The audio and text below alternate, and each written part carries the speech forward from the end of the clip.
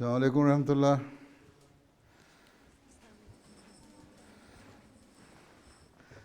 اچھا micro phone کسی کے پاس نہیں ہے؟ السلام علیکم ورحمۃ اللہ وبرکاتہ. بیٹھ جاؤ پھر. ہاں جی بریرہ احمد تلاوت.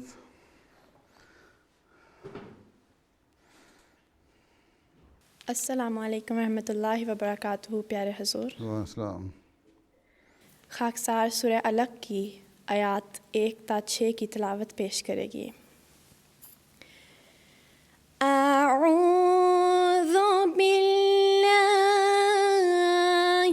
من الشیطان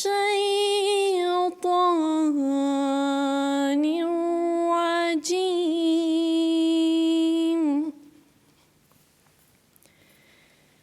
بسم اللہ الرحمن الرحیم.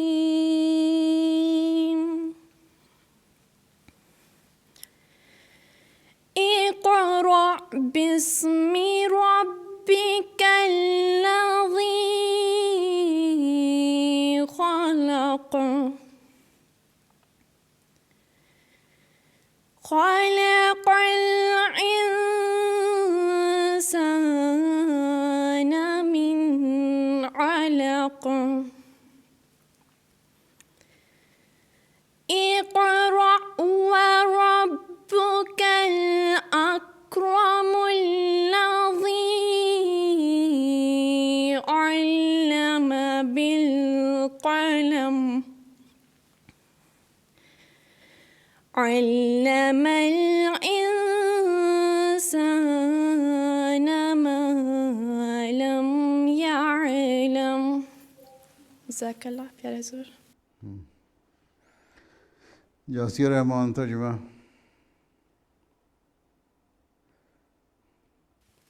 السلام علیکم ورحمۃ اللہ وبرکاتہ. پیارے حضور، وعلیکم السلام. اب میں سورہ علق کی ان آیات کا اردو ترجمہ بیان فرمودہ حضرت خلیفۃ المسیح رابع رحمہ اللہ تعالیٰ پیش کرتی ہوں.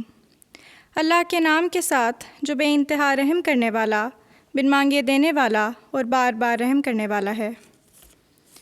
پڑھ اپنے رب کے نام کے ساتھ جس نے پیدا کیا. اس نے انسان کو ایک چمٹ جانے والے لوتھڑے سے پیدا کیا. پڑھ اور تیرا رب سب سے زیادہ معزز ہے جس نے قلم کے ذریعے سکھایا انسان کو وہ کچھ سکھایا جو وہ نہیں جانتا تھا. جزاک اللہ. پیارے حضور. ہاں جی کنزا رحمان سویڈش ترجمہ. Assalamu alaikum warahmatullahi wabarakatuh. Pyare Hazur. Svensk översättning av Sura al-Alaq, vers 1-6. I Allahs, den nåderikes, den barmhärtiges namn. Läs du upp i din Herres namn. Han som skapade människan från en fastsittande klump. Läs upp, och din Herre är den mest ädle, som lärde med pennan, lärde människan vad hon icke visste. Jazakallah. جزاک اللہ. ہاں جی سجیلہ چودھری قصیدہ. السلام علیکم ورحمۃ اللہ وبرکاتہ. پیارے حضور، السلام. قصیدہ حضرت مسیح موعود علیہ الصلاۃ والسلام. یا عین فیض اللہ والعرفان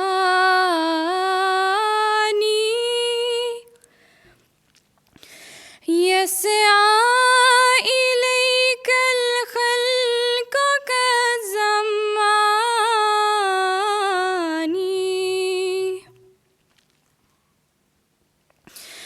یا بحر فضل المنعم المنان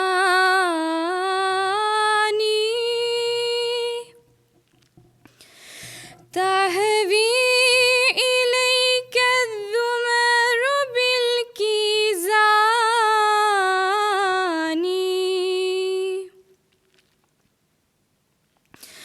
يا شمس ملك الحسن والإحسان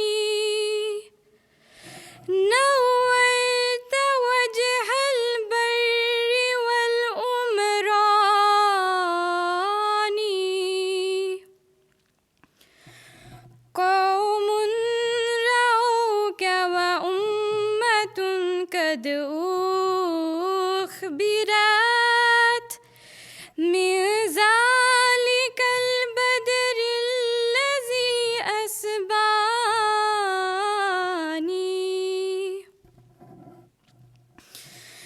يبكون من ذكر الجمال سبابة وتعلما من لوعة الهجران يا عين فيض الله والإرفان يسعى إليك الخلق كالزمان. جزاکم اللہ احسن جزاک حضور. جزاک اللہ. ہاں جی اب کیا کہتی ہو؟ السلام علیکم ورحمۃ اللہ وبرکاتہ. پیارے حضور، السلام. اب لجنہ میارے دوم حضور سے سوال پوچھنے کی اجازت چاہتی ہیں. اچھا آپ کیا کرتی ہیں؟ میں آمسا کی صدر ہوں. صاحب کا صدر ہوں. پڑھتی ہو؟ جی میں ماسٹرز کری ہوں کیمیکل انجینئرنگ میں. اچھا اچھا ماشاء اللہ بڑا مردوں والا سبجیکٹ لیا ہے. جی چلو بیٹھ جاؤ. جزاک اللہ پیارے حضور. ہاں کیا کہتی ہو؟ السلام علیکم ورحمۃ اللہ وبرکاتہ. پیارے حضور، السلام. میرا نام ایبش سلام ہے اور میرا سوال کلائمیٹ چینج سے ریلیٹڈ ہے. فار ایگزامپل جماعت کے پروگرامز میں بہت زیادہ ڈسپوزیبل پروڈکٹس یوز ہوتے ہیں، مثلاً گلاس، پلاسٹک. ایز این احمدی ہماری کیا رسپانسبلٹیز ہیں؟ پہلی تو یہ ہے کہ عموماً ہمیں ریسائیکل چیزیں جو ہیں وہ استعمال کرنی چاہیے. ٹھیک ہے. جو پروجیکٹ جو جماعت کے ایونٹس ہوتے ہیں، اجتماع ہوتے ہیں، جلسے ہوتے ہیں، وہاں ایک ٹیم ایسی بھی ہوتی ہے جو ہائیجین وغیرہ کی بھی ٹیم ہوتی ہے. وہ اس کا یہ کام ہے کہ جہاں وہ جو دوسری فیسلٹیز ہیں ان کا میں ہائیجین کا استعمال رکھیں. وہاں اپنا جو ایٹماسفیئر ہے، ماحول ہے، انوائرمنٹ ہے، اس کو بھی صاف رکھیں. ٹھیک ہے. اور وہاں سے گند جو اٹھاتے رہیں. جو ریسائیکل پلاسٹک کی چیزیں ہیں ان کو علیحدہ رکھیں. جو ڈسپوزیبل چیزیں ہیں ان کو علیحدہ رکھیں. اور گورنمنٹ کے تو بن بنے ہوتے ہیں اور اس کو علیحدہ پہلے سے بات کی ہو. جو ٹرک اٹھا کے لے کے جاتے ہیں تو وہ جو ڈسپوزیبل آئٹم ہے، ریسائیکل آئٹم ہے، ان کو اس بن میں ڈالا. جو ڈسپوزیبل ہیں ان کو اس میں ڈالا تاکہ اس کو وہ ڈسپوز آف کر سکیں اپنے کسی طریقے سے. تو ہماری یہ ذمہ داری ہے کہ ماحول کو صاف رکھیں، گند نہ ہونے دیں. ہماری عادت یہ ہے ہماری لجنہ کی ممبرات بھی اور آپ لوگ بھی کہانی یہاں کھڑے ہو کے مجھے سنا تو نہیں ہیں، لیکن طریقہ یہ ہے جوس پیا، جلتے جلتے ڈبہ ٹھک کر کے وہاں پھینک دیا ہیں سڑک پہ کنارے پہ. ٹھیک ہے. پرواہی نہیں کی. اور پانی پیا، بوتل خالی ہو گئی ہیں تو بجائے یہ کہ 10 قدم پہ بن پڑا ہوا اس میں جا کے ڈالیں، بن بیگ میں ڈال دیں یا بن جو پڑا ہوا ہے بڑا باکس اس میں ڈالیں، وہیں پھینک دیں گی. گلاس جو ڈسپوزیبل گلاس ہیں بچوں کو دے دیں گی جو کھیلتے رہو اس سے. وہ کھیل کے سارا گند کر دے رہتے ہیں توڑ کے. اگر وہ اس کے ہیں پیپر گلاس ہیں یا وہ تھرمو بور کے گلاس ہیں، وہ توڑ کے نا بچے کھیلتے رہتے ہیں اور توڑتے رہتے ہیں. وہ اتنے باریک ذرے بن جاتے ہیں کہ آپ اکٹھا بھی نہیں کر سکتے پھر. ٹھیک ہے. تو یہ تو ایجوکیٹ کرنے کی ضرورت ہے ان اجتماعوں پہ، لجنہ کو بھی، ناصرات کو بھی، بچوں کو بھی، کہ اپنی چیزیں جو ہیں اس طرح پھینکا نہ کرو. اگر استعمال کیا ہے تو اس کو بن میں ڈالو. اور جو پھینک دیتے ہیں اس طرح، وہاں ایک ٹیم ہونی چاہیے ہمارے اجتماعوں پہ جو سارے کچھ اکٹھا کرے اور ان کو بن میں ڈالے. اور پھر جو ریسائیکل چیزیں ہیں وہ ریسائیکل بن میں چلی جائیں. جو دوسری ڈسپوزیبل ہے ان میں ان کو ڈسپوز آف کرنے کے لیے علیحدہ بن میں ڈالا جائے. ٹھیک ہے. جزاک اللہ پیارے حضور. جزاک اللہ پیارے حضور.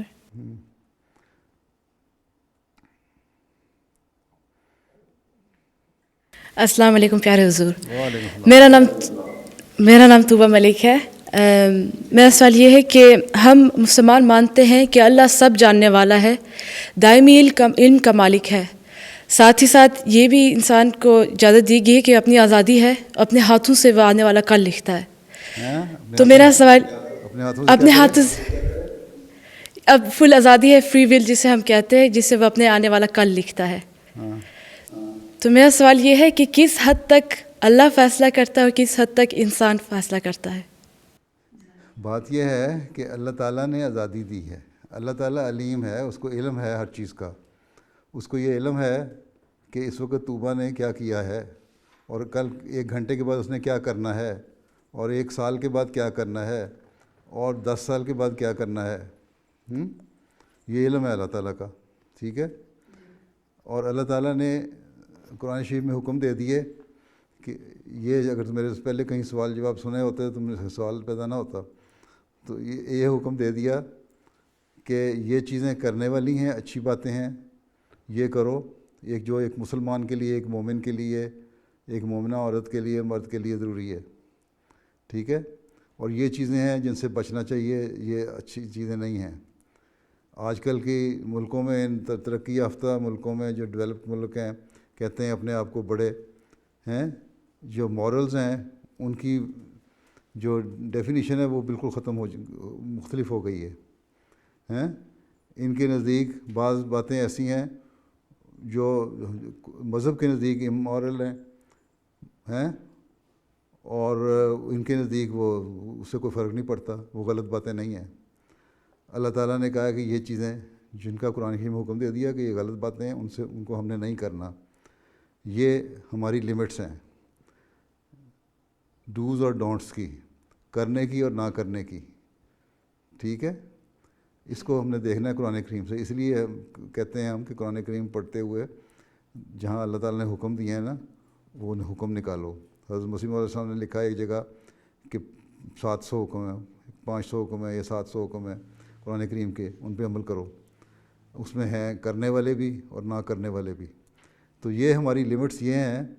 اب ہماری آزادی یہ ہے کہ ان باتوں کو کریں جن کو کرنے کا اللہ نے حکم دیا، اور ان باتوں سے رکیں جن کو رکنے کا اللہ تعالیٰ نے حکم دیا، نہ کہ دنیا کے قانون کو دیکھیں. آج کل کی دنیا کے قانون میں تو بہت ساری آزادیاں ملی ہوئی ہیں. ٹھیک ہے. غلط قسم کے ریلیشن جو ہیں ان کو بھی کہتے ہیں جائز ہے. ٹھیک ہے. لیکن اللہ تعالیٰ کہتا ہے ناجائز ہے. ٹھیک ہے. اس لیے یہ چیزیں ہیں. باقی اللہ کے علم میں ہے کہ یہ فلاں شخص اس قسم کی حرکتیں کرتا ہے، اس نے کل کی. لیکن اللہ تعالیٰ کے حکم میں یہ بھی ہے، علم میں یہ بھی ہے کہ یہ ہو سکتا ہے مرنے سے پہلے یا 20 سال بعد یا 30 سال کے بعد ریپینٹ کر لے، ان سے اپنی توبہ کر لے اور چیزوں کو چھوڑ دے. ٹھیک ہے. کئی ایسے مثلاً واقعات ہیں کہ ایک شخص نے برائیاں کیں، قتل کیے بہت سارے، اور اس کو بعض بزرگوں نے کہا کہ تم تو بخشے نہیں جا سکتے. اس نے اس بزرگ کو بھی قتل کر دیا. پھر وہ چل پڑا، پھر نیکی کی طرف جانے لگا. اس کو خیال آیا کہ میں نیکی کی طرف جاؤں. پھر وہ چلتا رہا اور آخر راستے میں مر گیا. جب وہ مر گیا تو فرشتے آئے اور انہوں نے کہا کہ یہ جہنم کا فرشتہ کہتا ہے میں اس کو جہنم میں لے کے جاؤں گا، جنت والا کہتا ہے جنت میں لے کے جاؤں گا، کیونکہ نیکی کی طرف جا رہا تھا. آخر انہوں نے فیصلہ کیا کہ فاصلہ ماپتے ہیں. اگر یہ اس طرف زیادہ قدم اٹھا چکا ہو جس طرف نیکی کے قدم تھے، طرف جا رہا تھا، تو جنت میں جائے گا. اگر یہ نیکی کی جگہ سے دور تھا ابھی اور برائی کے قدم طرف قریب تھا تو پھر اس جہنم میں چلا جائے گا. خیر جب فاصلہ ناپنے لگے تو فاصلہ اس طرف زیادہ نکلا، اس طرف جا چکا تھا جہاں نیکی کی طرف وہ جا رہا تھا.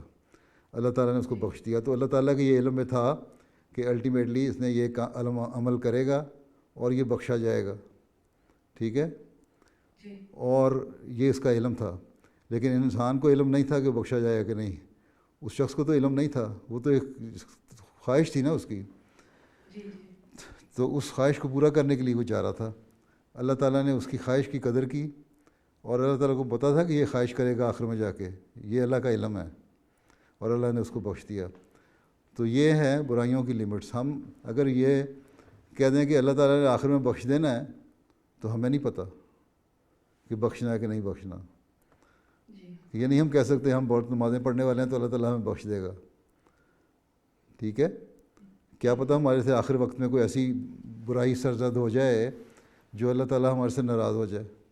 جس طرح ایک واقعہ آتا ہے کہ ایک شخص تھا, وہ بہت برائیاں کیا کرتا تھا, اور ایک دوسرا شخص تھا, وہ بڑا نیک تھا, بڑا نمازی تھا, بڑا روزہ پڑھ کر رکھنے والا, بڑی نیکیوں کی باتیں کرنے والا. اور وہ نیک شخص جو کہتا سمجھتا تھا نا اپنے آپ کو, اس نے اس شخص کو کہا جو برائیاں کرنے والا تھا کہ تم بہت برے شخص ہو, تم جہنم میں جاؤ گے, تم بخشے نہیں جا سکتے. اس میں تکبر پیدا ہو گیا اپنی نیکی کا. جب وہ مرے دونوں, تو اللہ تعالیٰ نے دونوں کو اکٹھا کر دیا, ٹھیک. اور اس شخص سے پوچھا, یہ بھی آنسر نے فرمایا ہے, اس شخص سے پوچھا کہ تم کہتے تھے کہ یہ شخص جہنم میں جائے گا اور تم بہت نیک آدمی ہو, تمہارے اندر تم جنت میں جاؤ گے, یہ تو تمہیں کیا پتہ کہ تم جنت میں جاؤ گے کہ نہیں, یہ تو جنت میں ڈالنا یا جہنم میں ڈالنا تو میرا فیصلہ ہے. تمہیں اپنا تکبر تھا نا اس بات کا کہ تم بہت نیک ہو اور تم جنت میں جاؤ گے, تو میں تمہیں جہنم میں ڈالتا ہوں, اور جس کو تم نے کہا تھا نا کہ یہ جہنم میں جائے گا, اس کو میں جنت میں لے کے جا رہا ہوں. تو اللہ تعالیٰ یہ بھی کرتا ہے, یہ بھی اس کا. تو یہ اس بات کے کہنا کہ جی کیونکہ اللہ کے علم میں ہے کہ ہاں کیا ہونا ہے ہمارے ساتھ الٹیمیٹلی, اس لیے ہم نیکیاں نہ کریں یا جو مرضی کرتے رہیں, برائیاں کرتے رہیں تو کوئی فرق نہیں پڑے گا, تو وہ غلط چیز ہے.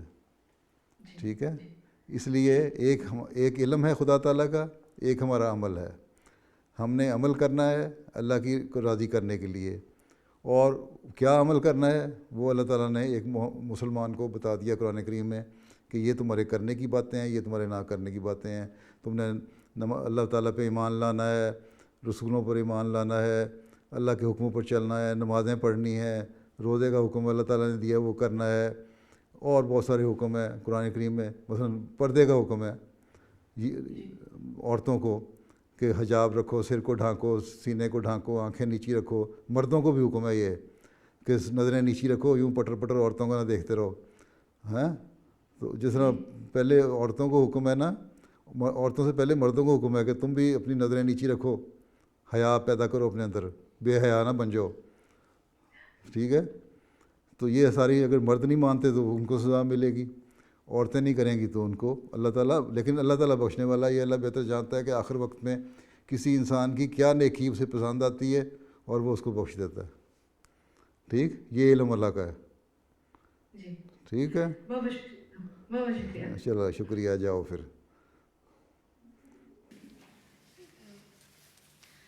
السلام علیکم پیارے حضور. وعلیکم السلام. میرا نام سمرین احمد ہے, اور میرا سوال ہے کہ قرآن میں 7 آسمانوں کا ذکر ہے, اس کا کیا مطلب ہے؟ کیا یہ آسمان جو ہمیں نظر آ رہا ہے اس سے اوپر 6 اور آسمان ہیں؟ کس کلاس میں پڑھتی ہو؟ کیا کس کلاس میں پڑھتی؟ میں 9th گریڈ میں. 9th گریڈ میں ہو؟ تم نے ابھی سائنس میں اتنا نہیں پڑھا کہ آسمان سے مراد کیا ہے, ہمارے اوپر فضا ہے وہ کتنی ہے. یہ تو آسمان تو ایک اسپیس ہے, کوئی سالڈ چیز تو ہے نہیں. ٹھیک ہے, تو اللہ تعالیٰ نے وہ بات تو نہیں کرنی تھی کہ جو حقیقت میں ہے نہیں. اللہ تعالیٰ کو ہمارے سے زیادہ پتہ ہے کہ آسمان اسپیس ہے. اس کا مطلب یہ ہے کہ آسمان کے 7 درجے ہیں, اسپیس میں 7 اسٹیپس ہیں. ایک اسپیس کا ایک سرکل ہے, پھر دوسرا سرکل ہے, پھر تیسرا, پھر چوتھا. ٹھیک ہے, اور اس میں نکلتا ہے ایک. اب ہمارے اس اسپیس میں سے جو ہماری ایک اسپیس ہے نکلنا ہو تو بیریئر توڑتا ہے ساؤنڈ, اور وہ بیریئر توڑ کے جو ہمارے راکٹس ہیں وہ باہر نکلتے ہیں. ٹھیک ہے نا, تو ایک اسپیس سے نکلے نا, وہ کوئی سالڈ چیز میں سے تو نہیں نکلے, لیکن ایک اسپیس میں سے نکل کے دوسری اسپیس میں گئے. ٹھیک ہے, تو اسی طرح 7 لیئرز ہیں, اور اسی طرح درجے مقرر کیے گئے ہیں اللہ تعالیٰ نے آسمان کے, تاکہ یہ بتانے کے لیے کہ تم اسی کو نہ سمجھو کہ یہ جو تم دیکھ رہے ہو تمہارے سامنے تو جو نظر آ رہا ہے یہ آسمان ہے, بلکہ آسمان میں بھی مختلف سٹیپس ہیں, اور اس میں بھی مختلف یونیورس ہیں, اس میں بھی مختلف پلانٹس ہیں. ٹھیک ہے, اس لیے سوچو, اس لیے اللہ تعالیٰ نے کہا ہے میری جو تخلیق ہے نا اس پہ سوچو اور غور کرو. کیونکہ یہ سمجھ کے کہ جی ہم اس زمین میں رہتے ہیں، یہی زمین سب کچھ ہے، یہ چاند سب کچھ ہے، یہ سورج سب کچھ ہے، یہ نہیں، ٹھیک ہے. یہ ہمارے جو 7-9 پلینٹ ہیں، یہ پلینٹ نہیں ہیں بلکہ اور بھی ہیں، ٹھیک ہے، اور یونیورس اور بھی ہیں ہزاروں. تو اسی سے مراد یہ ہے کہ کئی آسمان بنائے ہوئے ہیں. ایک بتایا ہوا ایک آئیڈیا دیا ہے کہ تم ایک اس اسپیس کو ایک اپنی اسپیس نہ سمجھو، بہت ساری اور بھی آسمان ہیں، ٹھیک ہے. اللہ تعالیٰ کا جو ہے بہت وسیع ہے، بہت پھیلی ہوئی چیز ہے اللہ تعالیٰ کی جو دنیا ہے، جو کائنات ہے یا کائناتیں ہیں، ٹھیک ہے. ٹھیک ہے. چلو جزاک اللہ.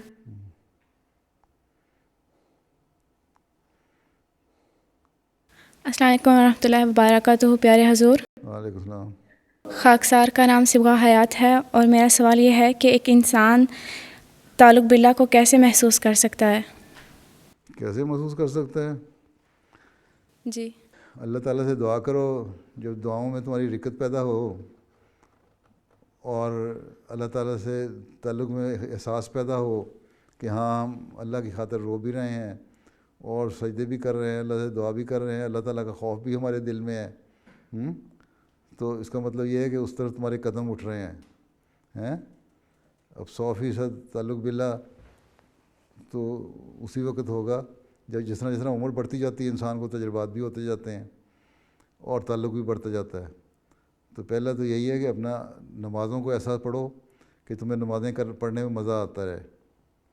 اگر جلدی ٹکریں مار کے نمازیں پڑھ لی تو وہ تعلق باللہ تو کوئی نہ ہوا. اگر کسی دوست کے پاس جاتے ہو اور کسی گھر میں جاؤ، اس کو جا کے کنڈی کھڑکا کے باہر سے ہل ہل ہل کر کے بات میں جلدی باہر آ جاؤ، تو وہ کہے گا عجیب میرا دوست ہے، میری سہیلی ہے، یہ آئی ہے مجھے باہر سے حلوہ ہایا کر کے. میں نے کہا اندر آ کے بیٹھو، کوئی باتیں کریں، بیٹھیں ہیں کوئی چائے پئیں، کوئی جوس پئیں. وہ بجائے باہر سے ہیلو ہائی کر کے چلی گئی ہے. مجھے یہ عجیب طرح کی دوست ہے میری، یہ تو میری دوست نہیں ہے. پکی دوستیں تو وہ ہوتی ہیں جو بیٹھیں، ایک دوسرے کی سنیں، ایک دوسرے کے غم سنیں، ایک دوسرے کی خوشیاں دیکھیں. اسی طرح اللہ تعالیٰ کے ساتھ تعلق میں بڑھنے کے لیے اللہ تعالیٰ نے کہا ہے نمازیں پڑھو، عبادت جو ہے جس کا مقصد ہے انسان کے پیدائش کا، اس کو پورا کرو.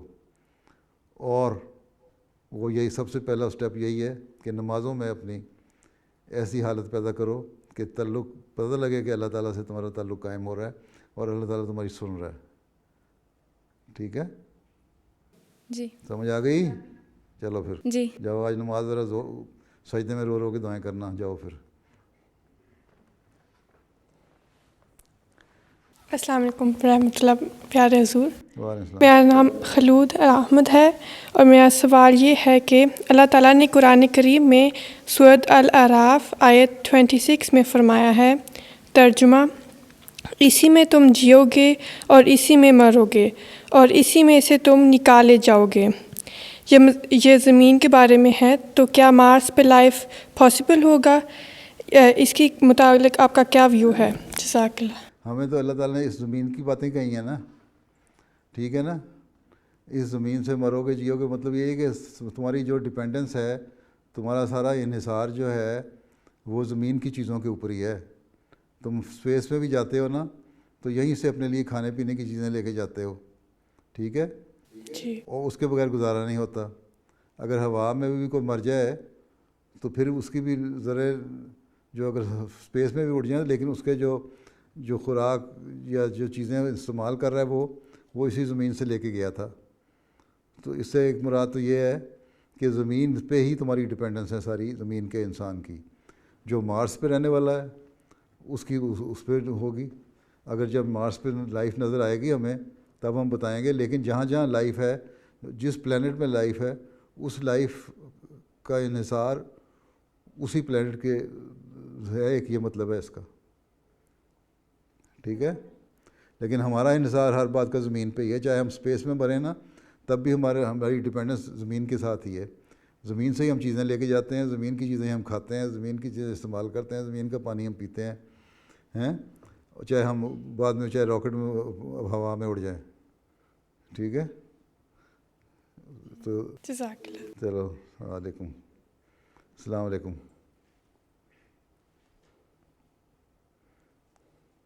السلام علیکم ورحمۃ اللہ پیارے حضور. علیہ السلام. میرا نام عائشہ رحمان ہے اور میرا سوال یہ ہے کہ جیسے ڈاکٹرز اپنے آپ کو وقف کرتے ہیں اور دوسرے ملکوں میں خدمت کرتے ہیں, کیا اسی طرح ڈینٹسٹ بھی وقف کر سکتے ہیں؟ بالکل کر سکتے ہیں. ڈینٹسٹ بھی ڈاکٹر بھی ہوتے ہیں. ڈینٹسٹ بھی ڈاکٹر ہوتے ہیں. ہمارے ڈینٹل کلینک بھی ہیں باہر, وقف کر کے جاتے ہیں. ہمیں بڑی ضرورت ہے, تم ڈینٹسٹ ہو تو وقف کر کے آ جاؤ بے شک. جی ٹھیک ہے, ٹھیک ہے. چلی جاؤ گی افریقہ؟ جی ضرور حضور. چلو پھر ٹھیک ہے, ڈینٹسٹ بھی وقف کرتے ہیں. ہمیں ضرورت ہوتی ہے ڈینٹسٹ کی. اس وقت بھی ڈینٹسٹ کام کر رہے ہیں وقف زندگی. ٹھیک, جزاک اللہ. السلام علیکم.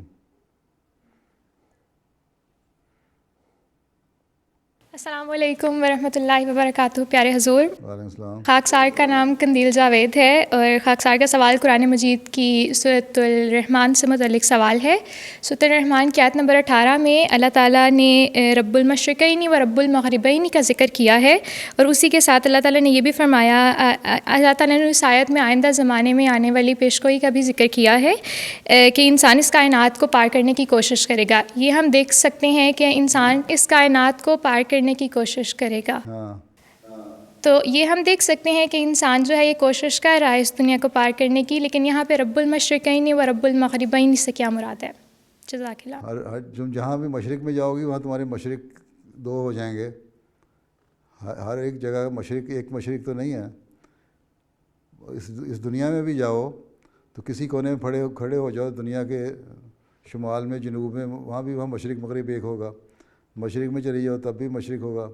تو اس کا مراد یہ ہے کہ اللہ تعالیٰ پوری دنیا کا رب ہے, پوری کائنات کا رب ہے. تمہارے مشرقیں بھی تمہاری دو ہیں, مغربیں بھی دو ہیں, کیونکہ زمین کے کونوں میں جہاں بھی جاتے ہو تمہیں مشرق نظر آتے ہیں.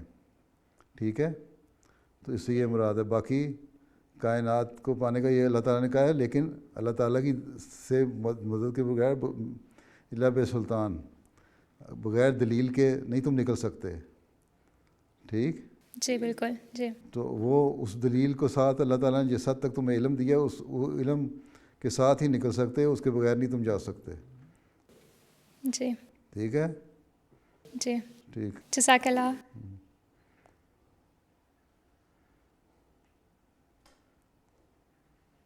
السلام علیکم ورحمۃ اللہ وبرکاتہ. پیارے حضور, میرا نام محوش خان ہے. میرا سوال ہے کہ اسلام کزن میرج کی اجازت دیتا ہے, لیکن سویڈش لوگ اسے غلط سمجھتے ہیں اور کہتے ہیں کہ ایسی شادی کے نتیجے میں اگلی جنریشن بیمار یا ڈسیبلڈ ہوگی. حضور, ہم کیا آرگیومنٹ دے سکتے ہیں؟ ان سے پوچھو کہ یہ لوگ تو شادی نہیں کرتے آپس میں, انٹر فیملی میریجز تو نہیں ہوتے نا. آپس کی فیملیوں کے میریجز جو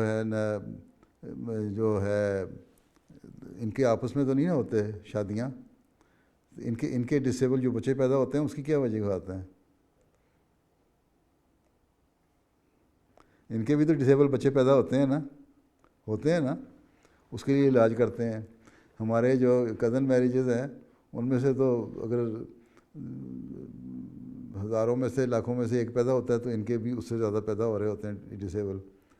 تو پھر یہ تو آپس میں میریجز نہیں کر رہے, ان کے کیوں ہوتے ہیں پیدا؟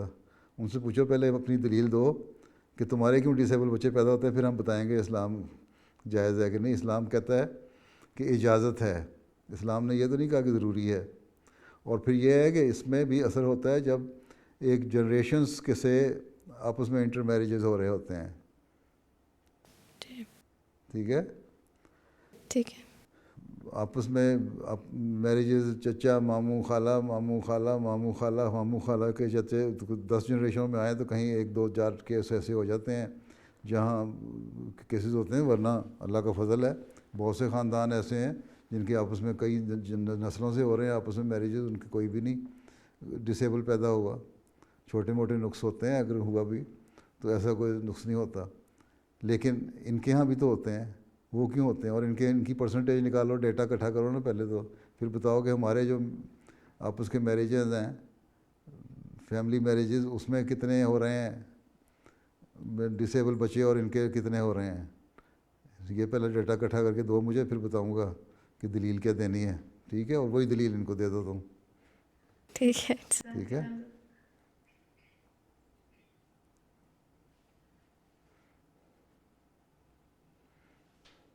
السلام علیکم پیارے حضور، میرا نام صالحہ محمود ہے اور میرا سوال یہ ہے کہ یورپین یونین نے ایک نیا لا پاس کیا ہے جدھر ایک امپلائر ایک حجابی امپلائی کو فائر کر سکتے کوئی ایکسپلینیشن کے بغیر. تو حضور آپ ہمیں کیا ایڈوائس دے سکتے ہو، کون سی گائیڈ لائنس؟ ہمارا بات یہ ہے کہ نہایت اہم قانون ہے، اس کے خلاف آوازیں بھی اٹھ رہی ہیں، ٹھیک ہے؟ اور وہ کر سکتا ہے، تو یہ تو ہیومن رائٹس کے خلاف ہے. ایک شخص حجاب لیتا ہے، وہ کہتا ہے میرے اس مذہب کا حصہ ہے، یا کل کو وہ یہودیوں کو کہیں گے تم نے وہ جو ٹوپی پہنتے ہو چھوٹی سی سر پہ رکھتے ہو، وہ سر پہ رکھ کے نہیں آ سکتے، ٹھیک ہے؟ مردوں کو کہیں گے تم ٹوپی نہیں پہن سکتے، یا جو سکھ جو ہیں ان کو کہیں گے تم پگڑی نہیں باندھ سکتے. تو جو ان کے رائٹس ہیں ان کو تم ڈینائی کر رہے ہو، تو اس لیے قانونی غلط ہے. آپ یہ عہد کرتی ہیں میں دین کو دنیا پہ مقدم رکھوں گی، ٹھیک ہے؟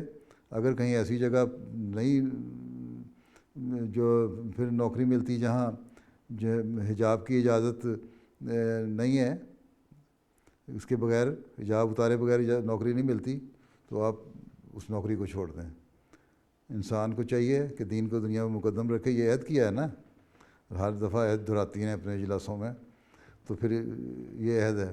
اور اس کے خلاف لیگل فائٹ بھی کرنی چاہیے، اور شور بھی مچانا چاہیے، لابنگ بھی کرنی چاہیے. قانون جو بنائے ہوئے ہیں انسانوں کے پارلیمنٹوں میں، یہ کوئی شریعت کے قانون تو نہیں جو ہمیشہ قائم رہیں گے. اس کے خلاف آوازیں اٹھیں گی. ایک وقت آئے گا جب یہ قانون ختم ہو جائیں گے. کئی ان کے اپنے قانون بنائے ہوئے ہیں جو ایسا ایسا ختم ہو رہے ہیں، تو اس کے خلاف آوازیں اٹھاتے ہیں. تو ہمارا بھی کام ہے کہ ایک اس کو آواز اٹھاتے رہیں. آج نہیں تو 5 سال بعد، 10 سال بعد، یا اگلی نسل کو کم از کم آزادی مل سکتی ہے. تو اس لیے لیکن ایک بنیادی بات ہمیں یاد رکھنی چاہیے کہ ہم نے دین کو دنیا پہ مقدم رکھنا ہے، ٹھیک ہے؟ اور جو یہ کر رہے ہیں وہ غلط کر رہے ہیں. تو ہر ایک، اور پھر یہ ایک طرف کہتے ہیں ہیومن رائٹس کی باتیں کرتے ہیں، دوسری طرف جو رائٹ ہیں عورتوں کے اسلام کے اس کو ڈینائی کر رہے ہیں.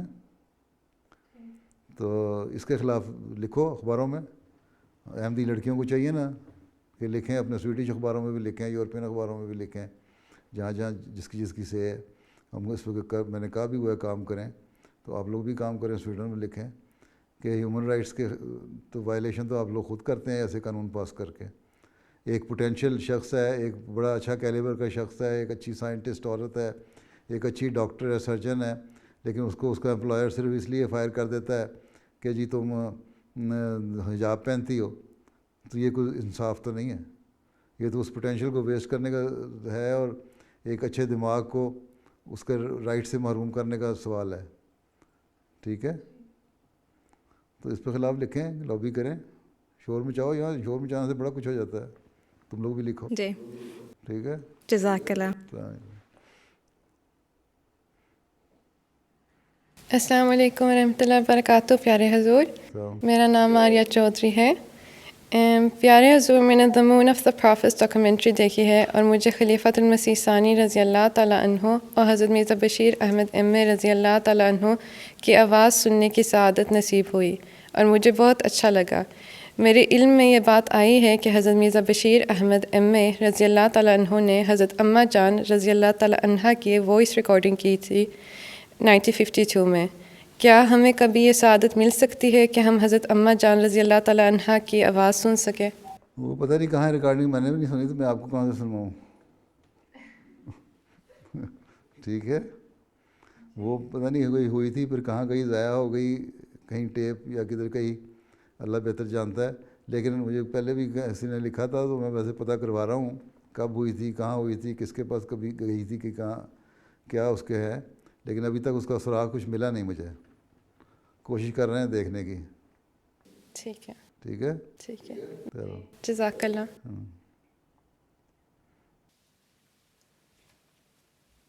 السلام علیکم ورحمۃ اللہ وبرکاتہ. پیارے حضور، میرا نام عطیہ رشید ہے اور میرا سوال ہے کہ اگر ایک انسان پیدائشی کرسچن ہے اور اس نے اپنی پوری زندگی ایک کرسچن کی طرح گزاری ہے تو پھر وہ کس طرح مان سکتا ہے کہ اسلام سچا مذہب ہے؟ تو اس کو زبردستی منوانا ہے تم نے؟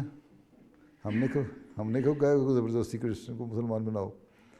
ہم نے تو اس کے سامنے رکھنا ہے اسلام کی خوبیاں، اسلام کے مذہب کی تعلیم۔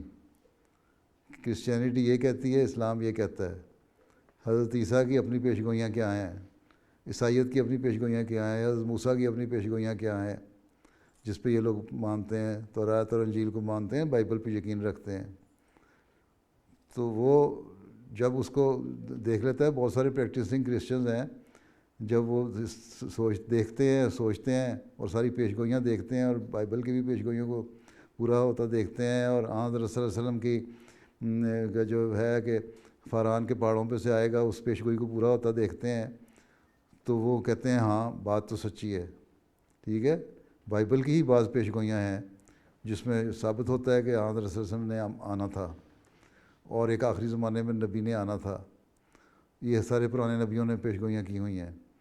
تو اس کو اگر یہ تعلیم کی سمجھ آ جاتی ہے اور وہ سن لیتا ہے اور مان لیتا ہے تو پھر اس کی ٹھیک ہے۔ لیکن قرآن کریم نے تو کہہ دیا ہے کہ دین میں کوئی جبر نہیں، ہم نے زبردستی کسی کو مسلمان نہیں بنانا۔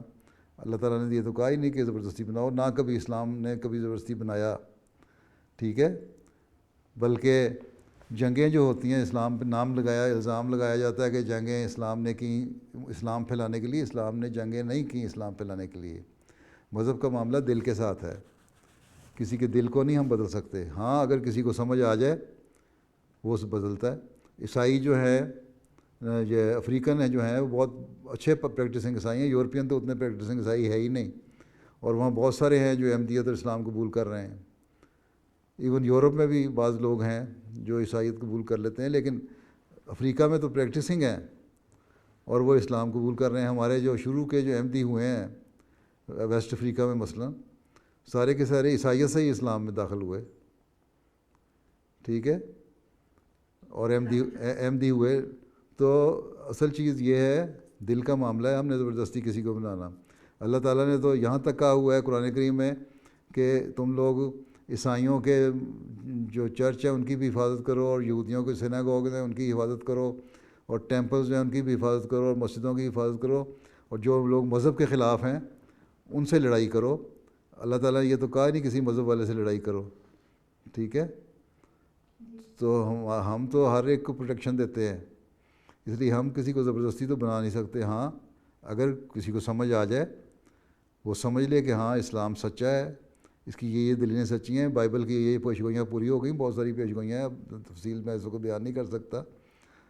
تو وہ یہی آن سلم کا آنا، فاران کی چوٹیوں سے آنا، وہ بھی پیشگوئی ہے، بائبل کی بھی ہے۔ تو یہ چیزیں جو ہیں وہ جب پوری ہوتا دیکھتے ہیں تو وہ اسلام قبول کر لیتے ہیں، اور یہی دلیلیں ہم نے دینی ہیں۔ دلیل سے قائل کرنا ہے، دلیل سے کوئی قائل ہو جاتا ہے تو ٹھیک، وہ اسلام قبول کر لے گا۔ اگر اس کو دلیل سمجھ نہیں آتی تو پھر وہ اپنے مذہب پہ قائم رہے۔ اللہ کہتا ہے بے شک اپنے مذہب پہ قائم رہو، لیکن اللہ تعالیٰ نے کہا ہے کہ ایک بات ہے، قرآن شریف میں لکھا ہے کہ ان لوگوں سے کہو جو اہل کتاب ہیں، پیپل آف دا بک، ان سے کہو کہ ایک بات ہے جو ہم اکٹھے ہو جاتے ہیں جس پہ، اور وہ ہے اللہ تعالیٰ۔ آؤ اللہ کی ذات پہ اکٹھے ہو جاؤ اور شرک نہ کرو، ٹھیک ہے۔ تو ہم نے صرف یہی باتیں کہنی ہیں ان سے، باقی ہر ایک کا اپنا اپنا دین ہے، اپنا مذہب ہے، وہ جانتا ہے اور اللہ تعالیٰ جانتا ہے۔ اللہ تعالیٰ نے پہلے ہی کہہ دیا کوئی دین نہیں، کوئی جبر نہیں، لیکن یہ ظاہر ہے کہ اسلام بہرحال سچا مذہب ہے، کیونکہ ہر نبی نے اس کے آنے کی پیشگوئی کی تھی اور اس کی پیشگوئیاں پوری ہو رہی ہیں، اور حضرت صلی اللہ علیہ وسلم آخری شرعی نبی ہیں اور قرآن کریم آخری شرعی کتاب ہے۔ یہ پکی بات ہے، یہ قرآن شریف نے بھی لکھ دی، لیکن ساتھ یہ کہہ دیا کہ تم نے کسی کو زبردستی مسلمان نہیں بنانا، ہاں دلیل دو اور مسلمان بناؤ، ٹھیک ٹھیک۔ جزاک اللہ جی۔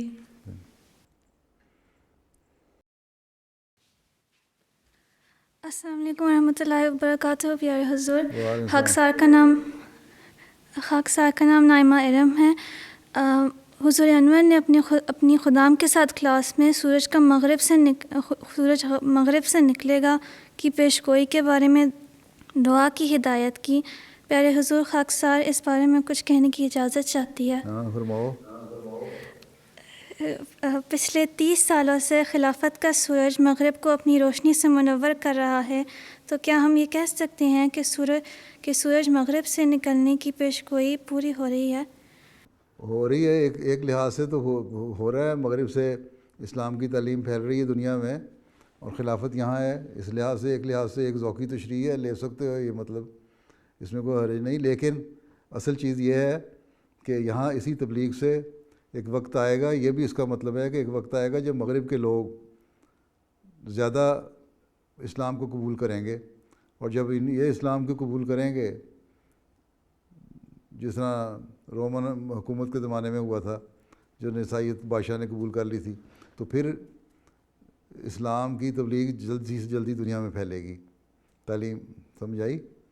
تو یہ بھی ہے کہ ہمیں کوشش کرنی چاہیے کہ جہاں دعا کریں وہاں تبلیغ بھی کریں اور اپنے نمونے بھی دکھائیں، تاکہ یہ لوگ جو مغرب میں رہنے والے ہیں یہ مذہب کو سمجھ کے اس کو قبول کریں. جب یہ قبول کریں گے تو مشرق، مغرب اور شمال اور جنوب ہر جگہ اسلام کی تبلیغ زیادہ جلدی تعلیم پھیلنی شروع ہو جائے گی انشاءاللہ.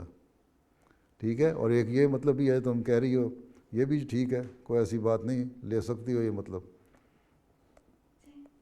ٹھیک؟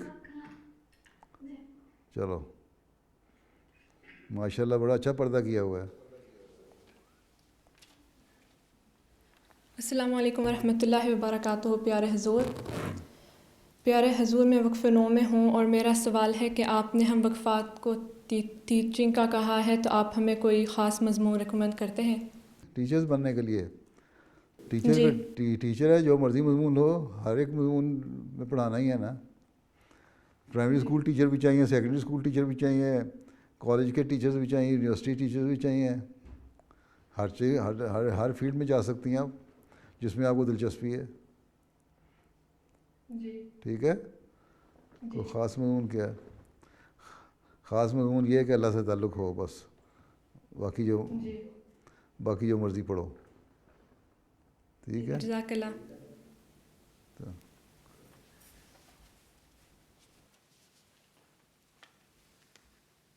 السلام علیکم پیارے حضور، میرا نام عالیہ عروب شاہد ہے، اور میرا سوال ہے کہ جو لوگ وقفے نو میں نہیں ہوتے انہیں بچپن سے یہ کہا جاتا ہے کہ وہ اعلیٰ تعلیم حاصل کریں اور ڈاکٹر، ٹیچر وغیرہ بن کر خود کو جماعت کے لیے وقف کریں، لیکن اگر کوئی اعلیٰ تعلیم حاصل نہ کر پائے تو وہ وقف زندگی کیسے بن سکتا ہے؟ جو وقف نو نہیں ہے نا، جو وقف نو ہیں وہ بھی اگر تعلیم حاصل نہیں کرتے، نکمے ہیں، تو ان کو بھی ہم نہیں لیتے. جو وہ کرتے ہیں وہ تم لوگ کر لو جو وقف نو نہیں ہے. ٹھیک ہے؟ ہمیں بھی تو وقف نو پڑھے لکھے ہی چاہیے. جو نکمہ وقف نو ہے اس کو ہم نے کیا کرنا لے کے. ٹھیک ہے؟ تو وہ یہ کرے کہ وہ دین کا علم حاصل کرے، نمازوں پہ اچھی طرح نمازیں پڑھا کرے، قرآن کریم پڑھے، اس کو ترجمہ پڑھے، اس کو سمجھے، اور پھر جب شادی ہو جائے وہ لڑکی اپنے بچوں کی اچھی تربیت کرے، ان کو اچھا مومن مسلمان بنائے. یہی غیر وقف نو کا کام ہے، یہی وقف نو کا کام ہے. سب سے بڑی ذمہ داری یہی ہے. ٹھیک ہے؟ اگر اعلیٰ تعلیم حاصل نہیں کی تو کم سے کم اللہ رسول سے تعلق جوڑنے میں تو تعلیم حائل نہیں نہ ہے، اور پھر آگے بچوں کی تربیت کرنے میں، ان کو اچھا بااخلاق بنانے میں، مذہب سے جوڑنے میں اپنا کردار ادا کرو، اپنا رول پلے کرو. ٹھیک ہے؟ جی جزاکم اللہ پیارے حضور.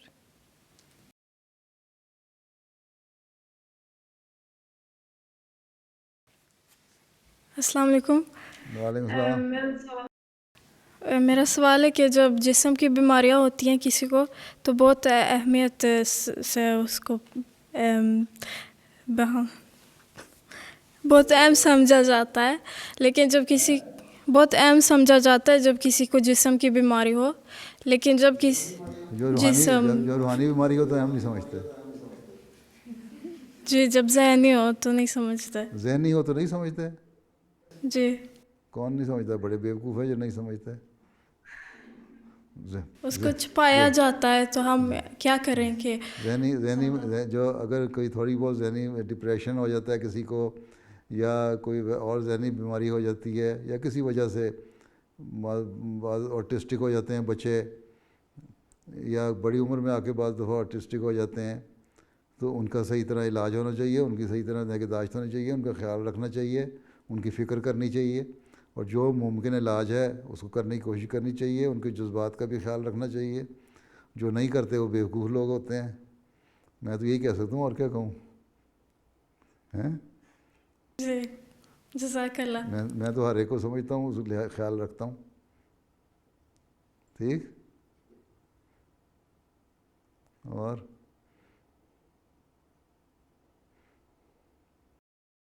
السلام علیکم ورحمۃ اللہ وبرکاتہ. پیارے حضور، میرا سوال ہے کہ کیا حضور ہمارے ساتھ اپنی بچپن کی کوئی یاد جو آپ کو اکثر یاد آتی ہو شیئر کر سکتے ہیں؟ میں بچپن کی یادیں بھول گیا ہوں. ٹھیک ہے. تو بچپن کی ایسی یادیں نہیں، تم لوگوں کی طرح میں یادیں نہیں رکھا کرتا بچپن کی. آج کل کے بچوں کو بڑا شوق ہے یادیں رکھنے کا بچوں کی.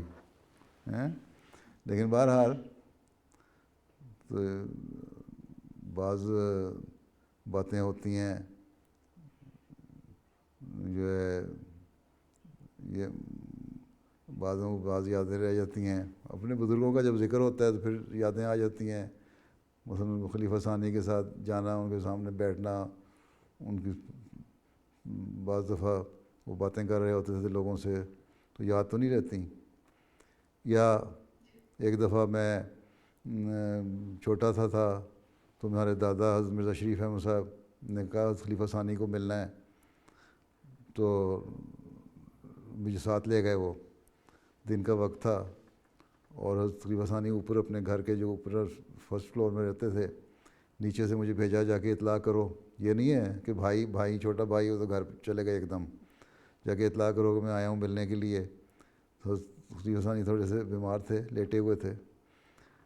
تو چھوٹی آپا تھیں وہاں، ان کو میں نے کہا تو انہوں نے کہا ٹھیک ہے بلا لو. کرسی رکھ دی.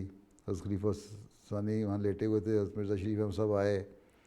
وہ آ کے تو ان سے باتیں کرنے لگے. کرسی پہ نہیں بیٹھے، انہوں نے کرسی پر چیئر ڈال دی اور پلنگ پہ جو لیٹے ہوئے نیچے دری بچھی تو نیچے بیٹھ گئے مرزا شریف احمد صاحب اور باتیں کرتے رہے. اب باتیں تو مجھے یاد نہیں، میں چھوٹا سا تھا، 8-9 سال کا، تو یہ 10 سال کا ہوں گا. تو بہرحال وہ باتیں کر کے اسی طرح اٹھے اور الٹے قدموں واپس چلے گئے. بڑا ادب اور احترام اور لحاظ تھا خلیفہ وقت کا، باوجود بھائی ہونے کے احترام اور لحاظ کرتے تھے. تو وہ ایسی باتیں جو تربیت والی ہیں وہ ذہن میں رہ جاتی ہیں بعض وقت. یہ بڑی مجھے اچھی طرح نقش ہے میرے ذہن میں. اور اسی طرح اور بعض باتیں، حضرت مرزا شریف احمد صاحب مجھے قرآن شریف پڑھایا کرتے تھے اور بڑے، ان کے پاس تو قرآن شریف نہیں ہوتا، لیکن جہاں کہیں میں ضرب زبر زیر پیش کی غلطی کرتا تھا نا سر، فوراً مجھے کہتے تھے یہاں تم نے پیش کو اس طرح نہیں پڑھا، یہاں پیش ہے، یہاں زبر ہے، اس کو آ کرنا ہے یا او کرنا ہے، جو آواز نکالنی ہے. اس طرح ان لوگوں کو زبانی قرآن کریم حافظ نہ ہونے کے باوجود ہر بات اس طرح زبانی یاد تھی. تو یہ چھوٹی چھوٹی باتیں تھیں. تو جو پہلا واقعہ تو میں پہلے بھی کہیں بیان کر چکا ہوں. پھر یہ ہے کہ اجازت لے کے ہمارے ہاں بڑے ہیں بغیر اجازت لیے بچوں کے چلے جاتے ہیں. حضرت مرزا شریف احمد صاحب ہمارے دادا کبھی مجھے ساتھ لے کے جانا ہوتا تھا باہر اپنے، تو پہلے آ کے ہماری والدہ سے پوچھتے تھے کہ اس کو میں ساتھ لے جاؤں باہر. یہ نہیں کہ میرا پوتا ہے تو میں ساتھ چلا جاؤں اس کے. پہلے پوچھا ماں سے، پھر انہوں نے اجازت دے دی تو پھر ٹھیک ہے، پھر ساتھ لے کے گئے. اب یہاں بچے کو اٹھا کے لے جاتے ہیں دادا دادی نانا نانی، پتہ بھی نہیں لگتا کہ کہاں گئے بچے. تو اس قسم کی حرکتیں نہیں کرتے تھے وہ بزرگ. ٹھیک ہے. جزاک اللہ.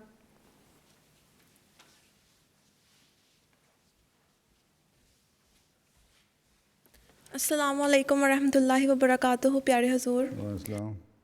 میرا نام کاشفہ الطاف ہے اور میری آپ سے پہلی ملاقات ہے. کمال ہو گیا. حضور ہماری کلاس میں تھیوری آف ایوولوشن کے بارے میں بحث ہو رہی تھی اور میری ٹیچر نے کہا کہ اکثر مذہبی لوگ اس تھیوری آف ایوولوشن کو نہیں مانتے اور ان کے پاس اس بارے میں کوئی مضبوط دلیل نہیں ہوتی. تو میرا سوال یہ ہے کہ تھیوری آف ایوولوشن کے بارے میں اسلامی نظریہ کیا ہے اور اس کو ہم ان لوگوں کو کیسے سمجھا سکتے ہیں؟ سوال یہ ہے کہ ایولیوشن تو ہوا انسان کا. انسان یہ نہیں ہم مانتے جو ڈارون کی تھیوری ہے کہ کیڑا تھا یا بندر تھا یا بیٹل تھا یا جانور تھا تو اس سے انسان بن گیا. انسان تھا لیکن اس کی اپنی سٹیجز تھیں شروع کی. انیشیل سٹیجز میں وہ بالکل ہی حرکتیں اس کی ایسی تھیں جیسے وہ بندر والا کیو میں رہنے والا یا جنگلوں میں رہنے والا تھا. پھر آہستہ آہستہ اس کو عقل آتی رہی, ڈیولپمنٹ ہوتی رہی, لیکن بندر جو تھا وہ بندر کی نسل چلی اس سے. جو انسان تھا اس کی سے انسان کی نسل ہی چلی ہیں. تو ایولیوشن کو تو ہم مانتے ہیں کہ ہوا. قرآن کریم میں بھی ہے لکھا ہوا ایولیوشن ہے. اور یہ انسان جو ہے اس حالت میں پہنچا اور ابھی تک ایولیوشن ہو رہا ہے. اس لیے ہم تو یہ نہیں کہتے کہ ایولیوشن نہیں ہوا. انسان کا ایولیوشن ہوا اور اس سٹیج پر پہنچا. ابھی بھی مختلف حالتیں پیدا ہوتی جا رہی ہیں. لیکن جو بندر تھے وہ بندر تھے, جو بیٹل تھے وہ بیٹل تھے, جو جانور تھے وہ جانور تھے. یہ ہے نا, ہم نہیں مانتے کہ ڈارون کی تھیوری صحیح ہے, لیکن یہ ہم مانتے ہیں کہ ایولیوشن ضرور ہوا. ٹھیک ہے. السلام علیکم ورحمۃ اللہ وبرکاتہ. پیارے حضور, وعلیکم السلام. میرا سوال, میرا نام بریرہ احمد ہے اور میرا سوال یہ ہے کہ کیا آپ نے کبھی لیلۃ القدر کو ایکسپیرینس کیا ہے, اور اگر کیا تو وہ کیسا تھا؟ تم نے کیا کبھی؟ نہیں, میں نے نہیں کیا کبھی. اچھا, بس بعض دفعہ لگتا ہے کہ لیلۃ القدر ہوگی, دعاؤں میں اللہ تعالیٰ بعض دفعہ ایسی حالت پیدا کرتا ہے. تو یہ اللہ تعالیٰ بہتر جانتا ہے کہ معین طور پہ کئی موقع ایسے آتے ہیں لگتا ہے کہ تھی.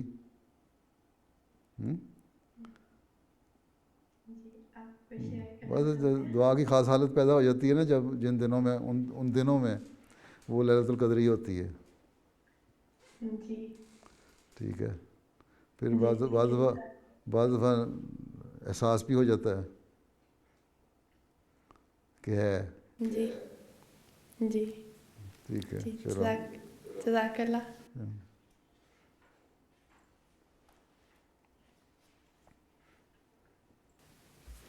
السلام علیکم پیارے حضور. وعلیکم السلام. ماشاء اللہ بڑا اچھا پردہ کیا ہوا ہے. جزاک اللہ.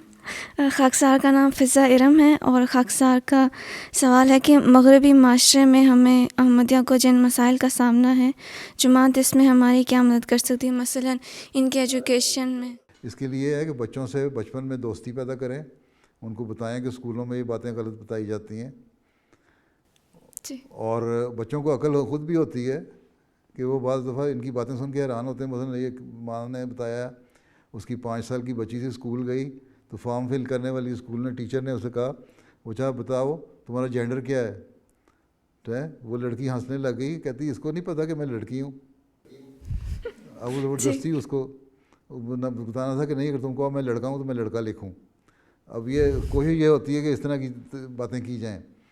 تو ماؤں کو چاہیے کہ بچوں کے ساتھ دوستی کریں, بچپن سے ہی ان کو بتائیں کہ دیکھو بعض باتیں غلط ہوتی ہیں جو ابھی اس عمر میں تمہارے لیے مناسب نہیں کرنی. جب تمہاری عمر آئے گی تمہیں آپ ہی پتہ لگ جائیں گی یا تمہیں ہم بتا دیں گے. اور جو بڑی لڑکیاں ہیں 12, 13, 14 سال کی, ان سے پھر کھل کے باتیں کریں اور ان کو بتائیں تاکہ ان کو بھی پتہ لگے کہ کیا چیزیں صحیح ہیں اور کیا چیزیں غلط ہیں. اس میں شرمانے کی ضرورت نہیں ماں باپ کو پھر. اور اگر کوئی ماں باپ اتنے پڑھے لکھے نہیں تو بڑے بہن بھائی جو ہیں ان کو پھر چاہیے کہ وہ ان کو سمجھائیں اور بتائیں کہ بہنوں کو بتائیں, بھائی کو بتائیں کہ کس طرح ان چیزوں سے بچنا ہے, کیا کیا چیزیں غلط ہیں. آپس میں ایسے تعلق ہوں بچوں کے ساتھ کہ وہ تمہارے سے شیئر کریں اپنے اسکول کی باتیں, اور جب شیئر کریں تو ان سے باتوں میں ان کو سمجھایا جائے کہ یہ غلط چیز ہے, یہ اچھی چیز ہے. ٹھیک ہے, شرمانے کی ضرورت کوئی نہیں. ٹھیک ہے جی. جزاک اللہ. جزاک اللہ. چلو جی صدر صاحبہ, وقت ختم ہو گیا آپ کا. کافی سوال کر لیے ہیں آپ نے, ہے نا صدر امسا؟ جی. اچھا جزاک اللہ تعالیٰ، بیٹھو آرام سے، اللہ حافظ، السلام علیکم.